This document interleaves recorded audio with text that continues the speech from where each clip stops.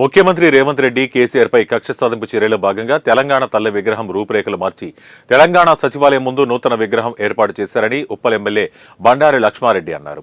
నూతన విగ్రహం ఏర్పాటుకు నిరసనగా BRS party working president KTR రాష్ట్ర వ్యాప్తంగా పిలుపు మేరకు మల్లాపూర్ కార్పొరేటర్ పన్నాల దేవేందర్ రెడ్డి ఆధ్వర్యంలో మల్లాపూర్ చౌరస్తాలో తెలంగాణ తల్లి విగ్రహానికి పాలాభిషేకం చేశారు.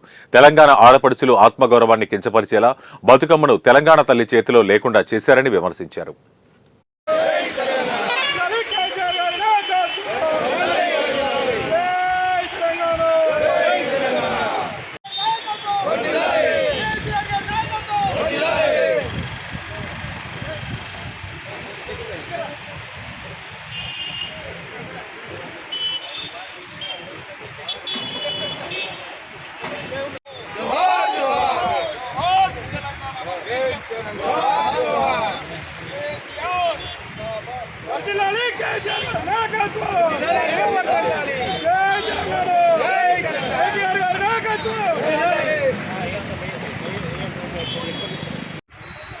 కేటీఆర్ గారి పిలుపు మేరకు మన మల్లాపూర్ ఎలిఫెంట్ చౌరస్లో ఉన్న తెలంగాణ తల్లి విగ్రహానికి పాలాభిషేకం, అదేవిధంగా పంచామృత అభిషేకాలు వేసి పూలదండ వేసి శుద్ధి చేయడం జరిగింది.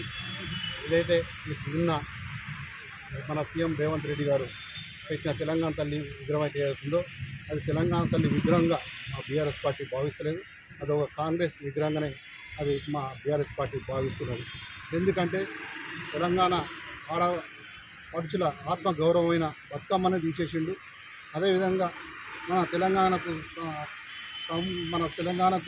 ఒక పేరు తెచ్చిన ప్రపంచ లెవెల్లో పేరు తెచ్చిన కోహినూరు వజ్రం లాంటి పీఠంలో వజ్రం లాంటివి తీసేసిండు. ఇలాంటి అన్నీ కూడా ఏదో కేసీఆర్ గారి మీద కోపం మీద కేసీఆర్ గారి పేరు లేకుండా చేయాలని ఒక ఉద్దేశంతో ఇవన్నీ చేస్తున్నాం అంటే మాకు అర్థమవుతుంది ఏంటంటే కేసీఆర్ గారి పేరు లేకుండా నువ్వు చేయాలనుకుంటే తెలంగాణను లేకుండా చేయాలి. తెలంగాణ లేకుండా చేయాలంటే మళ్ళీ తెలంగాణను ఆంధ్రప్రదేశ్ కలుపుదాం అనుకుంటున్నావా అని ఈ సందర్భంలో నేను క్వశ్చన్ చేయదలుచుకుంటాం. కేసీఆర్ గారు ఒక 14 సంవత్సరాలు సుదీర్ఘంగా కష్టపడి కేసీఆర్ గారు తెలంగాణను సాధించిండు. సాధించిన తెలంగాణను బంగారు దిశగా